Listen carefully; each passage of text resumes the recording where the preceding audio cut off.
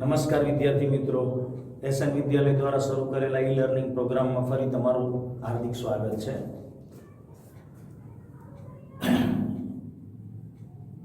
આજનો જે આપણો બંધ પ્રાચલ ઈ છે દ્વિધ્રુવીય ચાર્જ માત્રા.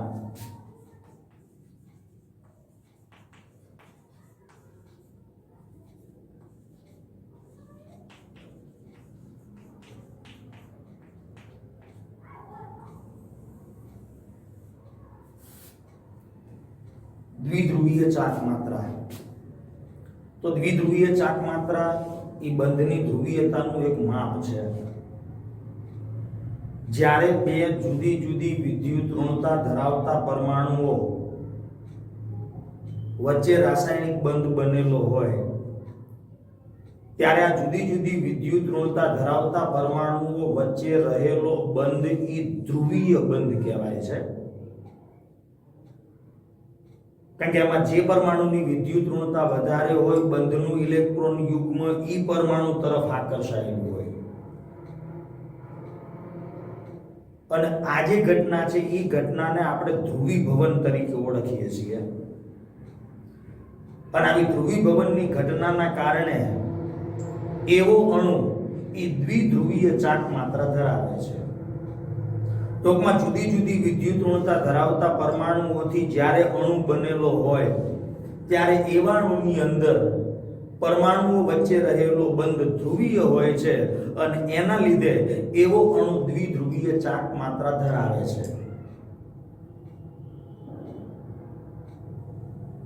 દ્વિધ્રુવીય ચાર્જ માત્રા એને આપણે મ્યુ નામની સંજ્ઞા વડે દર્શાવીએ છીએ. અને દ્વિધ્રુવીય ચાર્જ માત્રા કેવી રીતે ગણવામાં આવે તો એના માટેનું સૂત્ર છે કે દ્વિધ્રુવીય ચાર્જ માત્રા બરાબર જે તે પરમાણુ ઉપરનો ભાર, ચાર્જ અને બે પરમાણુના કેન્દ્રો વચ્ચેનું અંતર. દ્વિધ્રુવીય ચાર્જ માત્રા એટલે શું? જુદી જુદી વિદ્યુત ઋણતા ધરાવતા પરમાણુઓ વચ્ચે રહેલો બંધ એ ધ્રુવીય હોય છે અને ઈ ઘટનાને આપણે ધ્રુવીભવનના નામથી ઓળખીએ છીએ.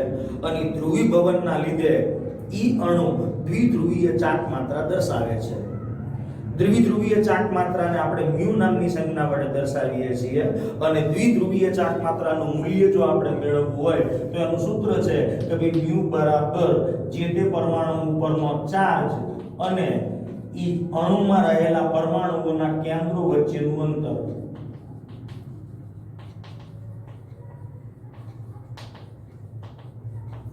ટૂંકમાં દ્વિધ્રુવીય ચાર્જ માત્રા ઈ બે પરમાણુઓના કેન્દ્રો વચ્ચેના અંતર ઉપર પણ આધાર રાખે અને સાથે સાથે ઈ પરમાણુ ઉપર રહેલા ચાર્જ ઉપર પણ આ દ્વિધ્રુવીય ચાર્જ માત્રાનો આધાર રહેલો છે.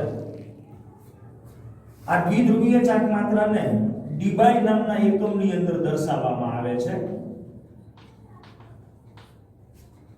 જેનો સિમ્બોલ છે ડી. 1 ડેબાઈ બરાબર 3.33564 ગુણ્યા 10 - 30 કુલમ્બ ઇન્ટુ મીટર આ એનું રૂપાંતરણ છે. દ્વિધ્રુવીય ચાર્જ માત્રા એટલે જુદી જુદી વિદ્યુત ઋણતા ધરાવતા પરમાણુઓ વચ્ચે રહેલો બંધ એ ધ્રુવીય હોય છે અને ધ્રુવીય બંધના લીધે આવો અણુ દ્વિધ્રુવીય ચાર્જ માત્રા ધરાવતો હોય છે. દ્વિધ્રુવીય ચાર્જ માત્રા એ સદિશ રાશિ છે.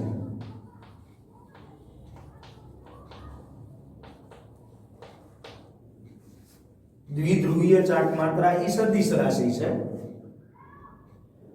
તો ઈ દ્વિધ્રુવીય ચાર્જ માત્રાને અથવા બંધની ધ્રુવીયતાને આવા એક એરો વડે દર્શાવવામાં આવે.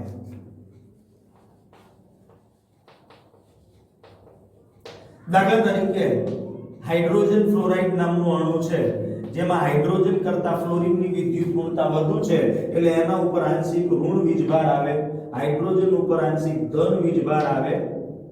તો જુદી જુદી વિદ્યુત ઋણતા ધરાવતા બે પરમાણુઓ વચ્ચે રહેલો આ બંધ ધ્રુવીય હોય છે અને બંધનું ઇલેક્ટ્રોન યુગ્મ જેની વિદ્યુત ઋણતા વધારે હોય એના તરફ આકર્ષાયેલું હોય એટલે બંધની ધ્રુવીયતાને આપણે દર્શાવવી હોય તો જેની વિદ્યુત ઋણતા ઓછી હોય એના તરફથી જેની વિદ્યુત ઋણતા વધારે હોય એના તરફ આ ઇલેક્ટ્રોનની ઘનતા વધારે હોય છે અને એને દર્શાવવા માટે આપણે આવા સિમ્બોલ અથવા આવી સંજ્ઞાનો ઉપયોગ કરીએ છીએ. તો હવે આપણે આવા જુદા જુદા સહસંયોજક અણુની અંદર આવી દ્વિધ્રુવીય ચાક માત્રાની રજૂઆત કરીએ. પહેલા આપણે એવા અણુઓ લઈએ કે જે સમકેન્દ્રીય દ્વિપરમાણુય અણુ હોય.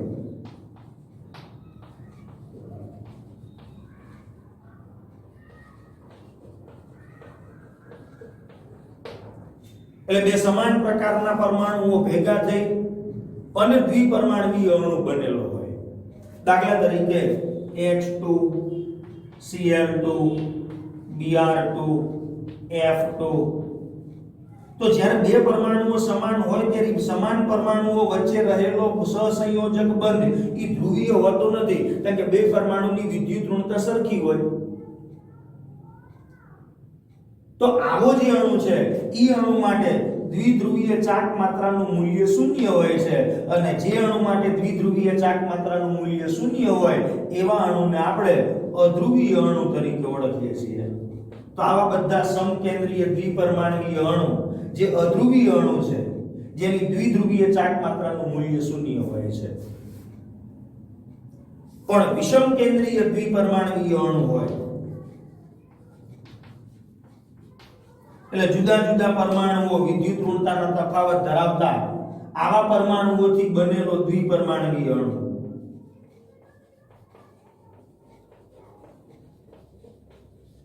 તો આવા વિષમ કેન્દ્રીય દ્વિપરમાણુય અણુ એ હંમેશા ધ્રુવીય હોય.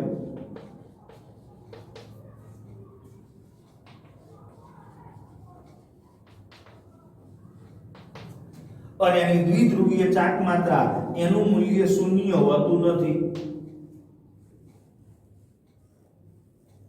વિષમ કેન્દ્રીય દ્વિપરમાણુય અણુ એ હંમેશા ધ્રુવીય હોય છે જેના માટે દ્વિધ્રુવીય ચાક માત્રાનું મૂલ્ય શૂન્ય હોતું નથી. એની દ્વિધ્રુવીય ચાક માત્રા કંઈક હોય છે. દાખલા તરીકે HF HCl HBr HI આ બધા વચ્ચે સહસંયોજક બંધ છે અને બે પરમાણુઓ વચ્ચે વિદ્યુત ઋણતાનો તફાવત છે એટલે એમની વચ્ચે રહેલો આ બંધ પણ ધ્રુવીય છે. તો HF માં બંધની ધ્રુવીયતાને આપણે ઓછી વિદ્યુત ઋણતા ધરાવતા પરમાણુથી વધારે વિદ્યુત ઋણતા ધરાવતા પરમાણુ તરફ આપણે દર્શાવીએ છીએ. એટલે અહીં રહેલો આ બંધ ઈ ધ્રુવીય બંધ છે. એ જ રીતે HCl માં રહેલો, એ જ રીતે HBr માં રહેલો અને એ જ રીતે HI માં રહેલો. પણ હવે તમને પ્રશ્ન પૂછવામાં આવે કે HF, HCl, HBr અને HI માં કયા અણુની દ્વિધ્રુવીય ચાક માત્રાનું મૂલ્ય વધુ હશે? તો દ્વિધ્રુવીય ચાક માત્રા એ બે બાબત ઉપર આધાર રાખે છે. એક તો એ અણુમાં રહેલા પરમાણુના ચાર્જ ઉપર અને સાથે સાથે એ બે પરમાણુના કેન્દ્રો વચ્ચેના અંતર ઉપર. તો હાઇડ્રોજન પરમાણુ તો દરેકમાં કોમન છે, પણ ફ્લોરિનનું કદ નાનું છે, ક્લોરીનનું એના કરતા વધારે છે, બ્રોમિનનું એનાથી વધુ, આયોડીનનું એનાથી વધુ. એનો અર્થ કે આમાં બે પરમાણુઓના કેન્દ્રો વચ્ચેનું અંતર સૌથી વધુ આવશે. હવે અંતર વધુ હોય તો દ્વિધ્રુવીય ચાક માત્રા વધે, પણ સાથે સાથે આપણે પરમાણુ પરનો ચાર્જ પણ ધ્યાનમાં લેવાનો છે. તો અહીંયા ફ્લોરિન જેની વિદ્યુત ઋણતા વધુ છે એટલે આનો ચાર્જ વધુ છે.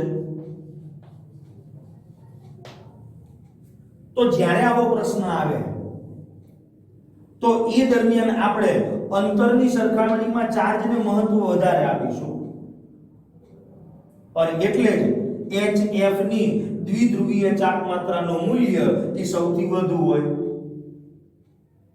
કારણ કે ફ્લોરિનની વિદ્યુત ઋણતા સૌથી વધુ, ક્લોરીનની એનાથી ઓછી, બ્રોમિનની એનાથી ઓછી, આયોડીનની એનાથી ઓછી, એટલે HF ની દ્વિધ્રુવીય ચાક માત્રા સૌથી વધુ HCl ની એનાથી ઓછી, HBr ની એનાથી ઓછી, HI ની સૌથી ઓછી.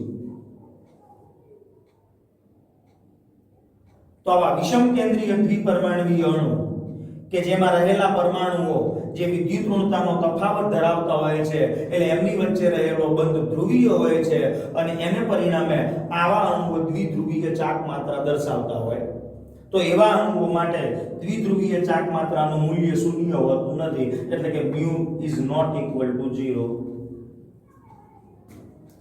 હવે આપણે વાત કરીએ બે કરતા વધારે પરમાણુઓથી બનેલો અણુ હોય, એટલે કે બહુપરમાણુય અણુ. તો બહુપરમાણુય અણુઓ તો ઘણા બધા છે. એ બહુપરમાણુય અણુ તો એની અંદર બંધની સંખ્યા એક કરતા વધારે હશે. એમાં બંધની સંખ્યા એક કરતા વધારે હશે. હવે બંધની સંખ્યા વધારે હોય એટલે આપણે દરેક બંધની ધ્રુવીયતા ગોતવી પડે અને દરેક બંધની ધ્રુવીયતા ઉપરથી આપણે એની કુલ ધ્રુવીયતા ગણવી પડે. એટલે દરેક બંધની બંધ ધ્રુવીયતાનો સરવાળો કરવાનો અને એના ઉપરથી આપણે કુલ ધ્રુવીયતા ગણવી પડે અને કુલ ધ્રુવીયતાના ઉપરથી આપણે ઈ અણુ અધ્રુવીય છે કે ધ્રુવીય એના વિશેની માહિતી મેળવી શકીએ. દાખલા તરીકે બહુપરમાણુય અણુમાં આપણે Ab2 પ્રકારના અણુ લઈ લઈએ. આ Ab2 પ્રકારના અણુની અંદર BeF2 લઈ લઈએ, BeH2 લઈ લઈએ, CO2 લઈ લઈએ, C2H2 લઈ લઈએ. તો આ બધા અણુની અંદર જેટલા બંધ છે આ દરેક બંધની ધ્રુવીયતા ધ્યાનમાં રાખી અને આપણે અણુમાં રહેલા બધા જ બંધની કુલ ધ્રુવીયતા મેળવવી પડે અને એના ઉપરથી સંપૂર્ણ અણુની દ્વિધ્રુવીય ચાક માત્રા નક્કી કરવામાં આવે. તો અહીંયા BeF2 જેમાં મધ્યસ્થ પરમાણુ બેરિલિયમ, એની આજુબાજુ બે ફ્લોરિનના પરમાણુ, ઓછામાં ઓછો એક બંધ તો બનાવે જ. બેરિલિયમ પરમાણુ જેની સંયોજકતા કક્ષામાં 2 ઇલેક્ટ્રોન છે, ની 2 ઇલેક્ટ્રોન બંધમાં વપરાઈ જાય છે. અહીંયા બેરિલિયમ કરતા ફ્લોરિનની વિદ્યુત ઋણતા વધુ છે એટલે આ બંધનું ઇલેક્ટ્રોન યુગ્મ બેરિલિયમ થી ફ્લોરિન તરફ આકર્ષાયેલું રહે. એટલે ઈ બંધની ધ્રુવીયતાની દિશા બેરિલિયમ થી ફ્લોરિન તરફ હોય. એ જ રીતે સામે પણ એવો જ પરમાણુ ફ્લોરિનનો બેરિલિયમ સાથે જોડાયેલો છે.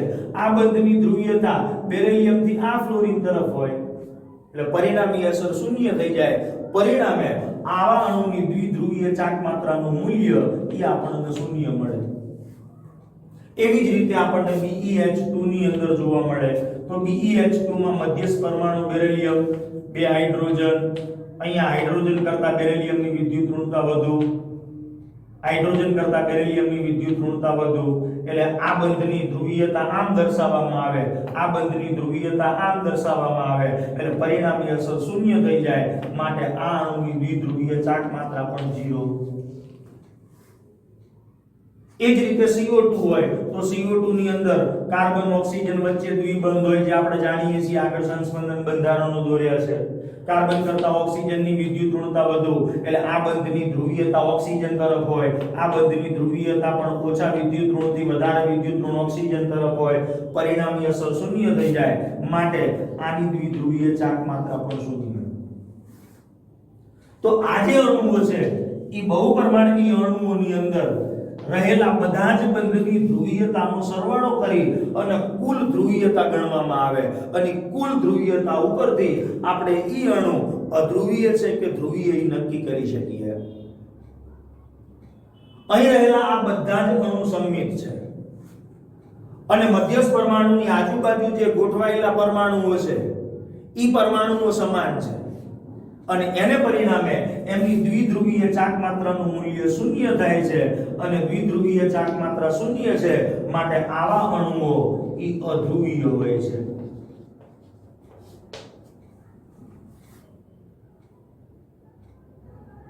પણ ધ્યાન એ રાખવાનું શરતી છે કે એની અંદર લોન પેર હોવી ન જોઈએ.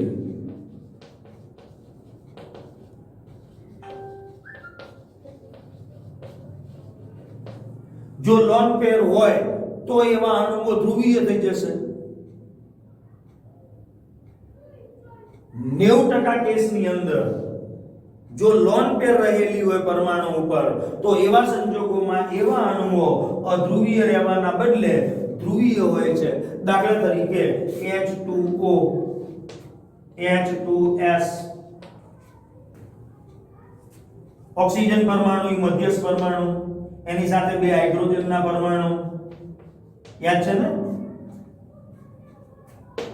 Q પહેલા ગણવાનો 6 2 8 બોન્ડિંગ પેરમાં ઇલેક્ટ્રોન 2 એટલે 4 લોન પેરમાં ઇલેક્ટ્રોન તો કે 4 તો એ 4 ઇલેક્ટ્રોન હાઇડ્રોજન ને તો દ્વિક સમૃદ્ધ રચના પ્રાપ્ત થઈ છે.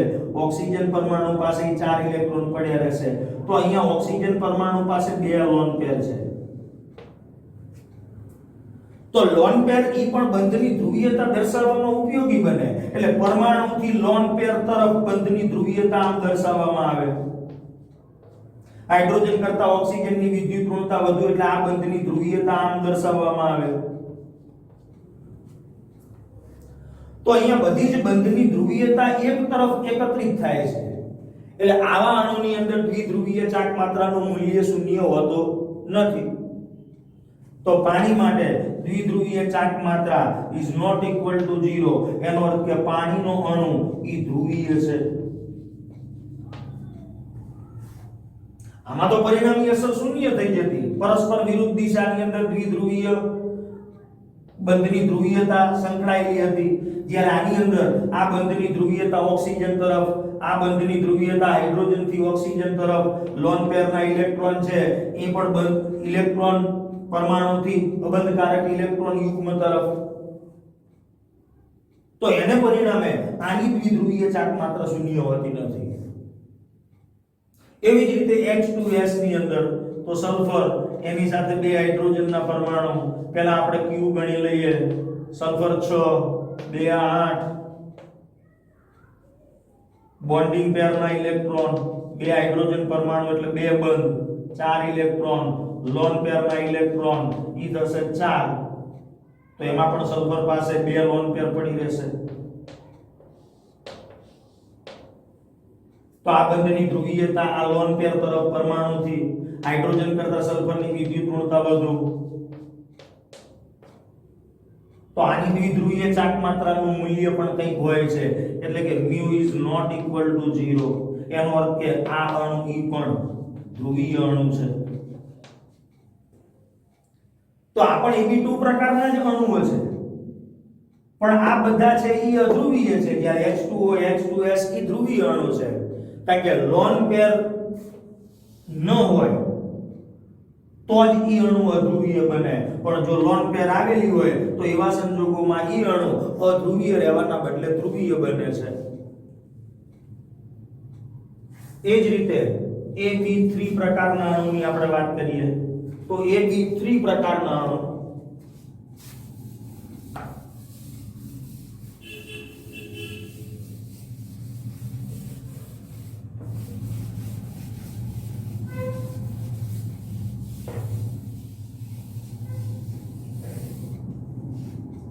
Ab3 પ્રકારના અણુ એટલે મધ્યસ્થ પરમાણુ એક હોય અને એની આજુબાજુ જુદા જુદા ત્રણ એક પરમાણુઓ જોડાયેલા હોય. આવા Ab3 પ્રકારના અણુની અંદર Bf3 આવશે, આ સિવાય BCl3 આવશે, Bi3 આવશે, એ જ રીતે NH3 આવશે, NF3 આવશે. તો આ બધા Ab3 પ્રકારના અણુઓ છે. હવે આની અંદર આપણે વાત કરવી હોય તો પહેલા આપણે Z ગણી નાખીએ એટલે આપણને સંકરણ ખબર પડે. 1/2 મધ્યસ્થ પરમાણુના વેલેન્સ ઇલેક્ટ્રોન, તો લિથિયમ બેરિલિયમ બોરોન 5 એટલે 3 પ્લસ માઈનસ ચાર્જ છે નહીં. મોનોવેલેન્ટ એટમ 3 છે એટલે અહીંયા 3 તો 6 ભાગ્યા 2 એટલે 3 થશે. તો z નું મૂલ્ય 3 આવે ત્યારે મેં તમને કીધું હતું જો z 4 આવે તો સંકરણ sp3, જો z3 આવે તો સંકરણ sp2, એટલે આની અંદર sp2 સંકરણ આવશે. તો કે સંકરણ નામના ટોપિકની ચર્ચા આપણે પછી કરીશું. અત્યારે હાલ આપણે માત્ર બંધની ધ્રુવીયતાની વાત કરીએ. તો અહીંયા sp2 પ્રકારનું સંકરણ થાય છે અને sp2 પ્રકારનું સંકરણ હોય એટલે ઈ અણુનો આકાર સમતલીય ત્રિકોણ થાય અને સમતલીય ત્રિકોણ હોય એટલે બંધ કોણનું મૂલ્ય 120 અંશ જેટલું થાય. તો Bf3 નામના અણુની અંદર મધ્યસ્થ પરમાણુ બોરોન. હવે એની અંદર આપણે લુઈસ બિંદુ નિરૂપણ પ્રમાણેનું બંધારણ દોરવું હોય તો Q બરાબર બોરોન 3 ફ્લોરિન 7 તરી 21 નો 3 24, એટલે આ 24 ઇલેક્ટ્રોન. બોન્ડિંગ પેરના ઇલેક્ટ્રોન ઈ થશે 3 પરમાણુ છે એટલે 6 ઇલેક્ટ્રોન. તો લોન પેરના ઇલેક્ટ્રોન 24 માંથી 6 જાય એટલે 18. તો અહીંયા ફ્લોરિન, અહીંયા ફ્લોરિન, અહીંયા ફ્લોરિન અને 18 ઇલેક્ટ્રોન ત્રણે ફ્લોરિનના પરમાણુ ઉપર આવી જશે 6 6 6 એ પ્રમાણે. તો અહીંયા પણ બોરોન અને ફ્લોરિન વચ્ચેનો બંધ તો ધ્રુવીય છે. જરૂરી નથી કે અણુમાં રહેલા પરમાણુઓ વચ્ચેનો બંધ ધ્રુવીય હોય એટલે એવો અણુ ધ્રુવીય જ હોય. કારણ કે એક કરતા વધારે બંધ હોય એટલે એમાં રહેલા દરેક બંધની ધ્રુવીયતાને ધ્યાનમાં લઈ આપણે બંધની કુલ ધ્રુવીયતા ગણવી પડે. તો અહીંયા બોરોન કરતા ફ્લોરિનની વિદ્યુત ઋણતા વધુ એટલે બંધનું ઇલેક્ટ્રોન યુગ્મ આ તરફ આકર્ષાયેલું હોય, આમાં આ તરફ આકર્ષાયેલું હોય. આમાં બોરોન કરતા ફ્લોરિનની વિદ્યુત ઋણતા વધુ એટલે બંધનું ઇલેક્ટ્રોન યુગ્મ આ તરફ આકર્ષાયેલું હોય. પણ અહીંયા આપણે આ ત્રણેય જે બંધ છે એ બંધની ધ્રુવીયતાનો સરવાળો કરીએ તો આ બેનું જેટલી બંધની ધ્રુવીયતાની અસર જોવા મળે પરિણામી અસર પરસ્પર વિરુદ્ધ દિશામાં એટલી જ હોય છે. એટલે આના માટે મ્યુ નું મૂલ્ય અથવા મ્યુ નેટ ટોટલ એ મૂલ્ય 0 આવે છે અને એને પરિણામે આવા જે અણુ છે ઈ અણુ અધ્રુવીય હોય છે. તો Bf3 છે, BCl3 છે, Bi3 છે, આ બધાની અંદર આની એક જ પ્રકારની રચના જોવા મળશે એટલે આ બધા અણુ અધ્રુવીય છે. પણ જો આપણે NH3 અને NF3 ની વાત કરીએ તો NH3 આ નાઇટ્રોજન, પહેલા આપણે એના કુલ ઇલેક્ટ્રોન ગણી લઈએ તો નાઇટ્રોજન 5, હાઇડ્રોજન 3, 5 ને 3 8, સંયોજકતા ઇલેક્ટ્રોન કુલ. બોન્ડિંગ પેરના ઇલેક્ટ્રોન 3 હાઇડ્રોજન છે મધ્યસ્થ પરમાણુ એટલે 6. તો લોન પેરના ઇલેક્ટ્રોનની સંખ્યા ઈ 2 આવશે. તો આ નાઇટ્રોજનનો પરમાણુ. ઈ નાઇટ્રોજન પરમાણુની આજુબાજુ 3 હાઇડ્રોજનના પરમાણુ છે. તો ઈ 3 હાઇડ્રોજનના પરમાણુ આ પ્રમાણે ગોઠવાયેલા હોય અને એક લોન પેર વધે છે આ નાઇટ્રોજન પરમાણુ પાસે રહેલી હોય. તો આવા અણુની આપણે ધ્રુવીયતા ગણવી હોય તો દરેક બંધની ધ્રુવીયતાને ધ્યાનમાં લેવી પડે. પરમાણુ અને લોન પેર, તો પરમાણુથી લોન પેર તરફની ધ્રુવીયતાને ધ્યાનમાં લેવી પડે. તો આ લોન પેર ને પરમાણુ વચ્ચેના બંધની ધ્રુવીયતા આ દિશામાં હશે. હાઇડ્રોજન કરતા નાઇટ્રોજનની વિદ્યુત ઋણતા વધુ એટલે આ બંધની ધ્રુવીયતા આ દિશામાં, આ બંધની ધ્રુવીયતા આ દિશામાં, આ બંધની ધ્રુવીયતા આ દિશામાં. ટૂંકમાં પરિણામી અસર ઈ ઉપરની દિશામાં આપણને જોવા મળે છે. એટલે આવા અણુ માટે બંધની દ્વિધ્રુવીય ચાક માત્રા મ્યુ એનું મૂલ્ય શૂન્ય હોતું નથી એટલે કે mu is not equal to 0. એટલે આવા અણુ ઈ આપણને ધ્રુવીય જોવા મળે છે.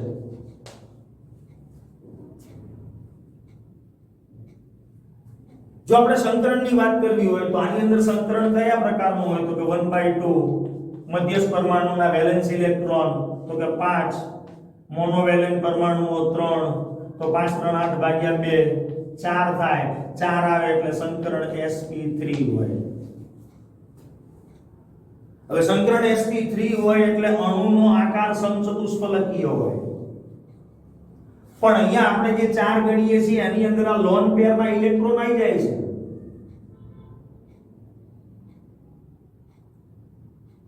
અણુનો આકાર ઈ ત્રિકોણીય પિરામિડલ છે.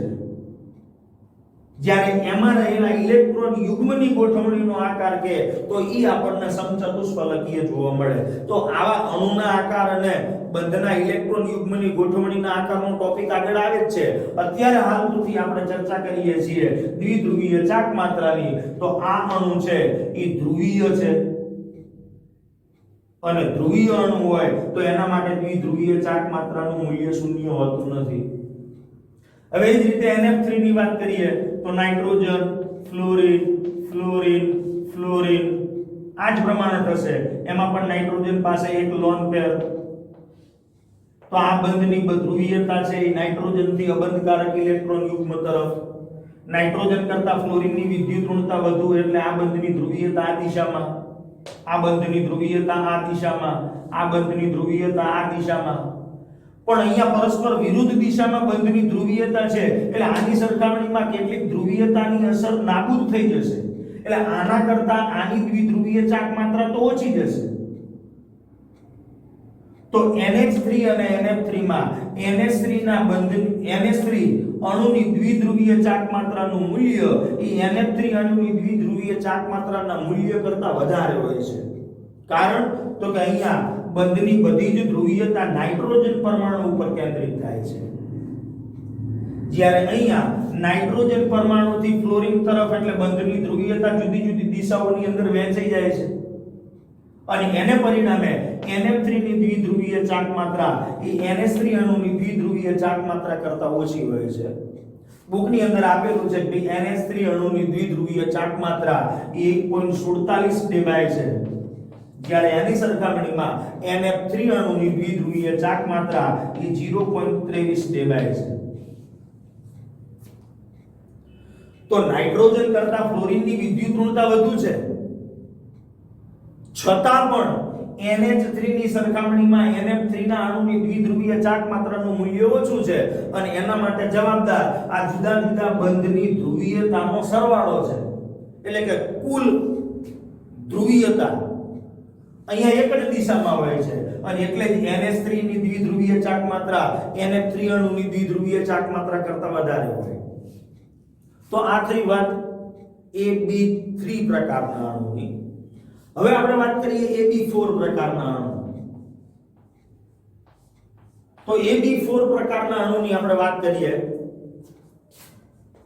ચલો અહીંયા લખીએ AB4. તો AB4 પ્રકારના અણુની અંદર દાખલા તરીકે CCl4, CH4, CCl4, CH4, SiF4.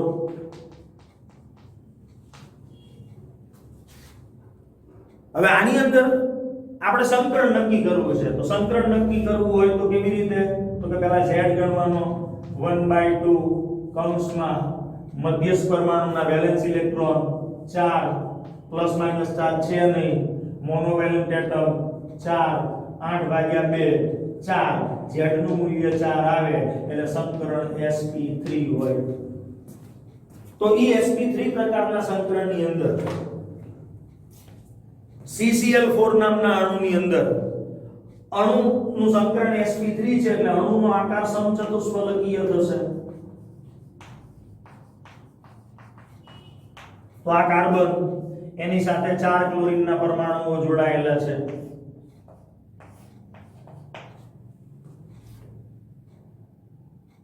તો આવો અણુ કે જેમાં મધ્યસ્થ પરમાણુની આજુબાજુ 4 સમાન પ્રકારના પરમાણુઓ જોડાયેલા છે અને ઈ રચના સમમિત છે. તો અહીંયા કાર્બન ક્લોરીન આ બંધની ધ્રુવીયતા આ દિશામાં, આ કાર્બન ક્લોરીન બંધની ધ્રુવીયતા આ દિશામાં, આ બંધની ધ્રુવીયતા આ દિશામાં, આ બંધની ધ્રુવીયતા આ દિશામાં. તો પરિણામી બધા જ બંધની કુલ ધ્રુવીયતાનું સરવાળો એનું મૂલ્ય શૂન્ય થાય છે અને એટલા માટે આવા અણુઓ માટે μ = 0 આવા અણુઓ અધ્રુવીય હોય છે. તો CH4 એની દ્વિધ્રુવીય ચાક માત્રાનું મૂલ્ય પણ શૂન્ય, CCl4 દ્વિધ્રુવીય ચાક માત્રાનું મૂલ્ય પણ શૂન્ય. ત્યાર પછી આવશે AB5 પ્રકારના અણુ. જો કે આ બધા અણુના આકાર અને ઇલેક્ટ્રોન યુગ્મની ગોઠવણીના આકાર વિશેનો ટોપિક આજ પાઠની અંદર આપણે આગળ ભણવાના છીએ. તો AB5 ની અંદર દાખલા તરીકે PCl5 છે અથવા તો PI5 છે, આવા અણુની અંદર પહેલા આપણે Z ગણી નાખીએ સંકરણ નક્કી કરવા માટે 1/2 મધ્યસ્થ પરમાણુના સંયોજકતા ઇલેક્ટ્રોન 5, મોનોવેલેન્ટ એટમ E પણ 5, એટલે Z5 આવશે. એટલે ટોટલ ઇલેક્ટ્રોન યુગ્મની ગોઠવણી આપણે આટલી કરવાની છે. તો Z5 આવે છે, તો એ Z5 આવે છે એના અનુસંધાને આપણે ફોસ્ફરસનો પરમાણુ જે છે એ ફોસ્ફરસના પરમાણુની આજુબાજુ જુદા જુદા 5 ક્લોરીનના પરમાણુઓ રહેલા છે. હવે 5 આવે એટલે સંકરણ sp3d પ્રકારનું હોય, અને જ્યારે સંકરણ sp3d હોય ત્યારે અણુનો આકાર ત્રિકોણીય દ્વિપિરામિડ હોય છે. તો PCl5 ની રચનામાં મધ્યસ્થ પરમાણુ ફોસ્ફરસ, ક્લોરીનના પરમાણુ આ પ્રમાણે ગોઠવાયેલા હોય, આ ત્રણ એક સમતલમાં અને આ બે બીજા સમતલની અંદર. તો ફોસ્ફરસ થી ક્લોરીન બંધની ધ્રુવીયતા આ દિશામાં, આમાં બંધની ધ્રુવીયતા આ દિશામાં, આ બંધની ધ્રુવીયતા આ દિશામાં. તો આ અને આની પરિણામી અસર શૂન્ય થઈ જાય. ફોસ્ફરસ થી ક્લોરીન બંધની ધ્રુવીયતા આ દિશામાં, આ બંધની ધ્રુવીયતા એનાથી પરસ્પર વિરુદ્ધ દિશામાં. એટલે PCl5 નામના અણુની અંદર પણ બંધની કુલ ધ્રુવીયતા mu net = 0. એનો અર્થ કે આવો અણુ ઈ પણ અધ્રુવીય છે.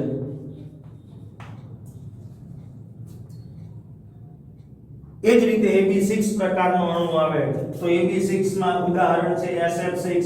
તો SF6 એની અંદર આપણે Z ગણીએ તો 1/2 મધ્યસ્થ પરમાણુના વેલેન્સ ઇલેક્ટ્રોન 6 મોનોવેલેન્ટ એટમ એટલે 6 આવશે. સંકરણ થશે 6 આવે એટલે sp3d2 પ્રકારનો અણુનો ભૌમિતિક આકાર આવશે અષ્ટફલકીય. તો આવા AB6 પ્રકારના SF6 નામના અણુની અંદર પણ સંમિત રચના આવેલી છે, એટલે એના માટે પણ કુલ દ્વિધ્રુવીય ચાર્જ માત્રાનું મૂલ્ય આપણને 0 મળશે. એનો અર્થ કે આ અણુ પણ અધ્રુવીય છે. તો આ પ્રમાણે જુદા જુદા બહુપરમાણુય અણુઓ અને એમની દ્વિધ્રુવીય ચાર્જ માત્રાઓ આપણે સમજાવી શકીએ. હા, કેટલાક અપવાદ પણ છે. દાખલા તરીકે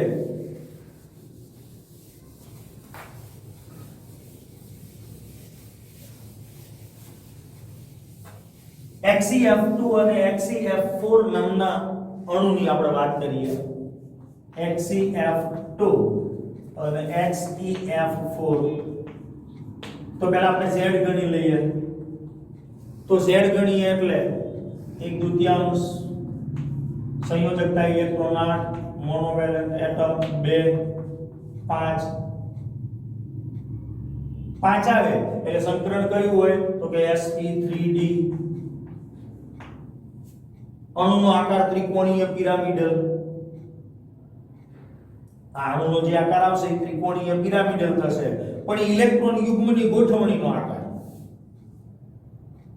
કારણ કે આની અંદર 5 છે પણ એની અંદર 2 બોન્ડ પેર છે, 3 લોન પેર છે. તો XeF2 માં Xe ની આજુબાજુ 3 લોન પેર આ પ્રમાણે ગોઠવાયેલી હોય. એક લોન પેર આ બીજી, આ ત્રીજી અને 2 ફ્લોરીનના પરમાણુ. તો આ બંધની ધ્રુવીયતા પરમાણુથી અબંધકારક ઇલેક્ટ્રોન તરફ, આમાં આ દિશામાં બંધની ધ્રુવીયતા, આ બંધની ધ્રુવીયતા આ દિશામાં, આ ત્રણેયની પરિણામી અસર શૂન્ય. આમાં ઝેનોન થી ફ્લોરીન તરફ, આમાં પણ બંધની ધ્રુવીયતા આ દિશામાં, પરિણામી અસર શૂન્ય થઈ જાય. એટલે આવો જે અણુ છે એ અણુ એના માટે પણ દ્વિધ્રુવીય ચાક માત્રાનું મૂલ્ય શૂન્ય જોવા મળે. તો mu net = 0. એટલે આવો અણુ છે એ અધ્રુવીય છે. તો પાઠની શરૂઆતમાં આપણે H2O નામનો અણુ કે જેમાં લોન પેર હતી, એમાં આપણે એવું કીધું કે લોન પેર ન હોવી જોઈએ તો જ અણુ અધ્રુવીય હોય. અહીંયા ઉદાહરણની અંદર મધ્યસ્થ પરમાણુ પાસે પરમાણુ પર લોન પેર છે, છતાં પણ આ અણુ અધ્રુવીય છે. એ જ રીતે HCl4 Z ગણીએ 1/2 સંયોજકતા ઇલેક્ટ્રોન 8 મોનોવેલેન્ટ એટમ 4 12/2 6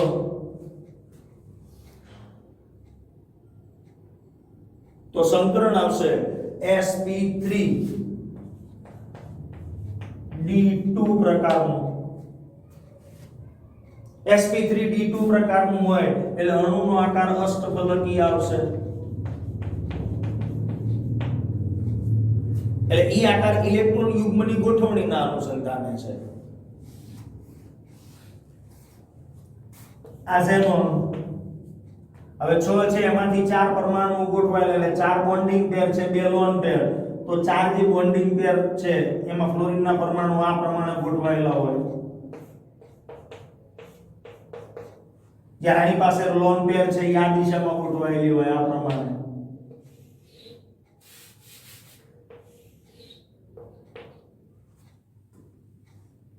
તો ઝેનોન થી ફ્લોરિન તરફ, આ પણ ઝેનોન થી ફ્લોરિન તરફ, એટલે આમાં તો પરસ્પર વિરુદ્ધ દિશામાં છે એટલે એ અસર નાબૂદ થઈ જશે.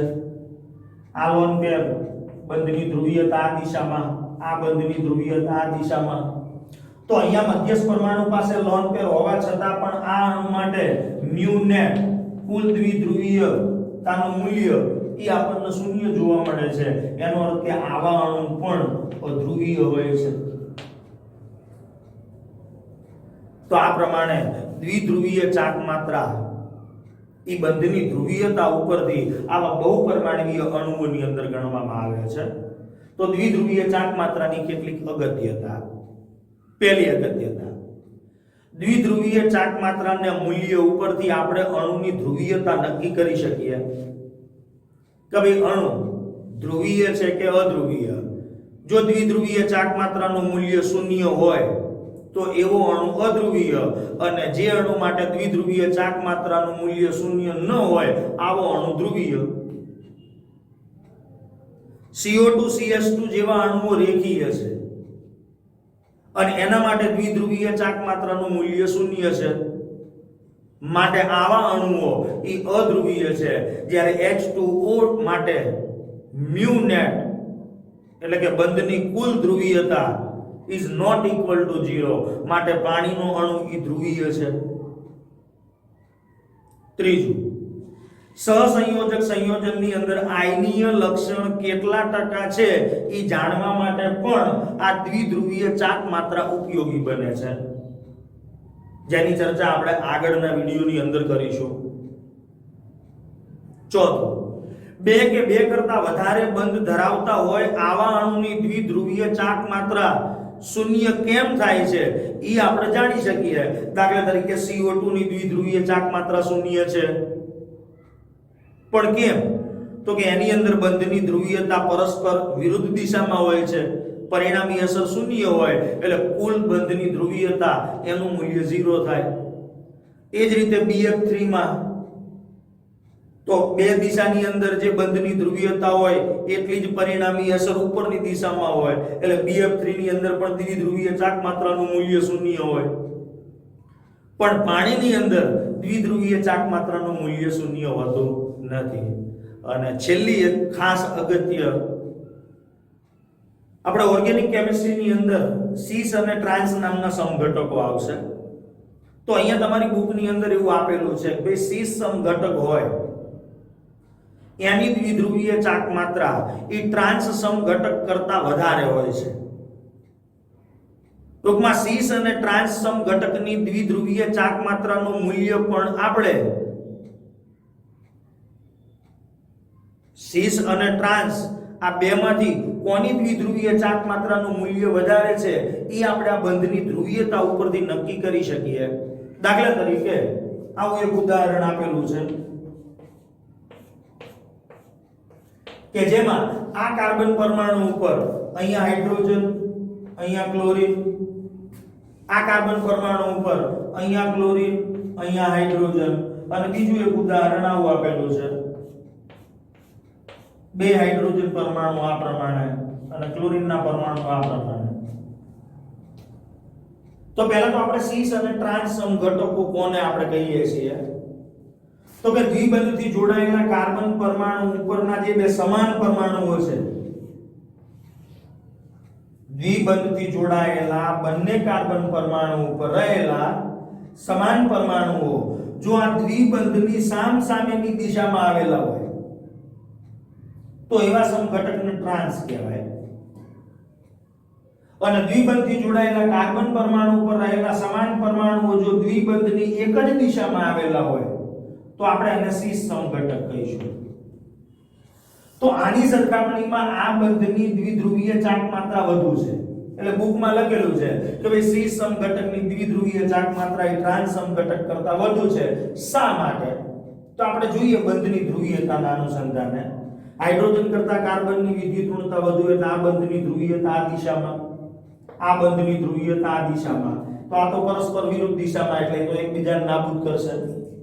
કાર્બન કરતા ક્લોરીનની વિદ્યુત ઋણતા વધુ એટલે આ બંધની ધ્રુવીયતા આમ, કાર્બન કરતા ક્લોરીનની વિદ્યુત ઋણતા વધુ એટલે આ બંધની ધ્રુવીયતા આમ, તો આ પણ પરસ્પર વિરુદ્ધ દિશામાં છે એટલે પરિણામી અસર નાબૂદ કરનાર છે. એટલે આની દ્વિધ્રુવીય ચાક માત્રા mu net એનું મૂલ્ય 0. જ્યારે સીસ સમઘટકમાં કાર્બન કરતા ક્લોરીનની વિદ્યુત ઋણતા વધુ એટલે આ બંધની ધ્રુવીયતા, એ જ રીતે આ બંધની ધ્રુવીયતા, કાર્બન અને હાઇડ્રોજનમાં હાઇડ્રોજન કરતા કાર્બનની વિદ્યુત ઋણતા વધુ એટલે આ બંધની ધ્રુવીયતા આ દિશામાં. પણ અહીંયા પરિણામી કારણ કે આ તો એક જ દિશાની અંદર બંધની ધ્રુવીયતાઓ છે તો આના માટે દ્વિધ્રુવીય ચાક માત્રાનું મૂલ્ય શૂન્ય હોતું નથી. અને એટલે જ લખેલું છે કે સીસ સમઘટક હોય એની દ્વિધ્રુવીય ચાક માત્રા એ ટ્રાન્સ સમઘટક કરતા વધારે હોય છે. પણ આવું હર હંમેશ હોતું નથી.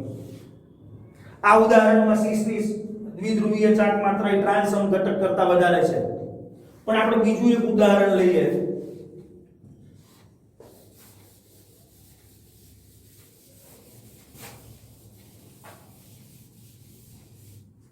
દાખલા તરીકે બીજા ઉદાહરણની અંદર આપણે અહીંયા આવું એક ઉદાહરણ લઈ લઈએ. CH3C ડબલ બોન્ડ C, અહીંયા H, અહીંયા H, અહીંયા CH3.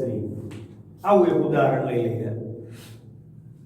અને બીજું એક ઉદાહરણ આ લઈએ. CH3C ડબલ બોન્ડ C, અહીંયા H, અહીંયા H, અહીંયા CH3.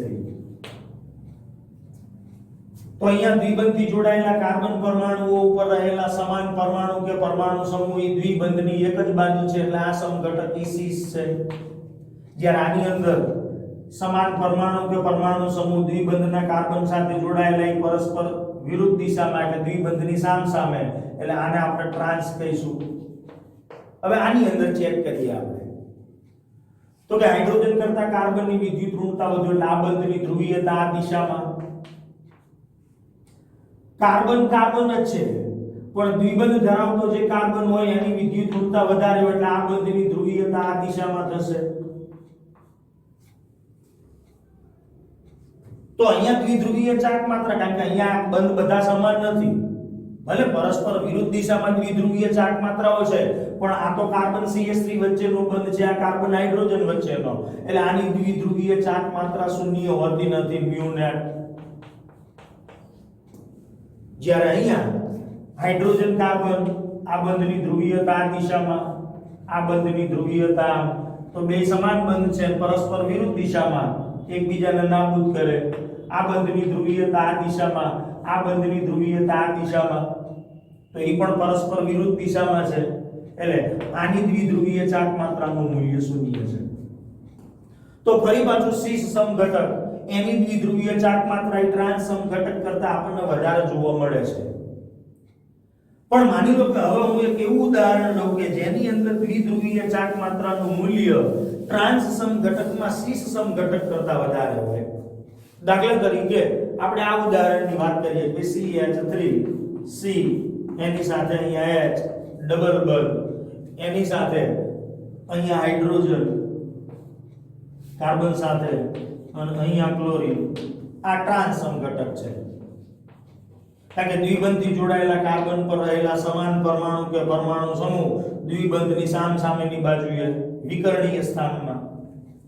પણ આપણે આવું ઉદાહરણ લઈ લઈએ એનો સમઘટક લઈ લઈએ આ પ્રમાણે કે જેની અંદર અહીંયા CH3 હોય એટલે હવે સીસ લઈ લઈએ સમઘટક, અહીંયા Cl, બે સમાન પરમાણુ કે પરમાણુ સમૂહ દ્વિબંધની એક જ બાજુએ, તો આ સીસ સમઘટક છે. હવે આમાં આપણે બંધની ધ્રુવીયતા જોઈએ. તો આ બંધની ધ્રુવીયતા કાર્બન તરફ, આ બંધની ધ્રુવીયતા ઈ પણ કાર્બન તરફ, પરસ્પર વિરુદ્ધ દિશામાં એટલે ઈ તો નાબૂદ કરી નાખે. પણ આમાં કાર્બન અને કાર્બન દ્વિબંધ ધરાવતા કાર્બનની વિદ્યુત ઋણતા વધુ એટલે આ બંધની ધ્રુવીયતા આ દિશામાં, આ બંધની ધ્રુવીયતા કાર્બન કરતા ક્લોરીનની વિદ્યુત ઋણતા વધુ એટલે આ, એટલે પરિણામી અસર આ જે બંધ છે એની દ્વિધ્રુવીયતા આ દિશામાં આગળ વધશે. જ્યારે આની અંદર કાર્બન હાઇડ્રોજન બંધ, કાર્બન કરતા હાઇડ્રોજન કરતા કાર્બનની વિદ્યુત ઋણતા વધુ, જ્યારે અહીંયા આ બંધની ધ્રુવીયતા આ દિશામાં, આ બંધની ધ્રુવીયતા આ દિશામાં. તો અહીંયા જે બંધની ધ્રુવીયતા છે, તો અહીંયા આ બંધની ધ્રુવીયતા કાર્બન હાઇડ્રોજન વચ્ચેનો જે બંધ છે એ બંધ પ્રમાણમાં નિર્બળ છે, એટલે ઈ બંધની જે ધ્રુવીયતા છે એની સરખામણીમાં અહીંયા જે પરિણામી બંધની કુલ ધ્રુવીયતા આપણને જોવા મળે, આ બે એક દિશામાં છે, આ નીચેની દિશામાં છે, એટલે કેટલીક બંધની ધ્રુવીયતા નાબૂદ થઈ જશે. એટલે આની અંદર આપણને જે જોવા મળે છે, આની અંદર આપણને જે બંધની ધ્રુવીયતા જોવા મળે છે આ બે બંધની એક જ દિશામાં છે, જ્યારે આ ઈ અલગ અલગ દિશામાં છે. એટલે આની દ્વિધ્રુવીય ચાક માત્રાનું નેટ મૂલ્ય જે મળે, ભલે આની દ્વિધ્રુવીય ચાક માત્રા શૂન્ય તો નથી જ, આની એ શૂન્ય નથી, પણ આની સરખામણીમાં આની દ્વિધ્રુવીય ચાક માત્રાનું મૂલ્ય વધારે છે, તો આમાં સીસ સમઘટક કરતા ટ્રાન્સ સમઘટકની દ્વિધ્રુવીય ચાક માત્રા વધારે થાય છે. તો આ પ્રમાણે બંધની અણુમાં રહેલા બંધની દ્વિધ્રુવીયતાના આધારે આપણે એની દ્વિધ્રુવીય ચાક માત્રા સમજાવી શકીએ. બાકીની ચર્ચા આપણે આગળના વિડીયોમાં કરીશું. નમસ્કાર.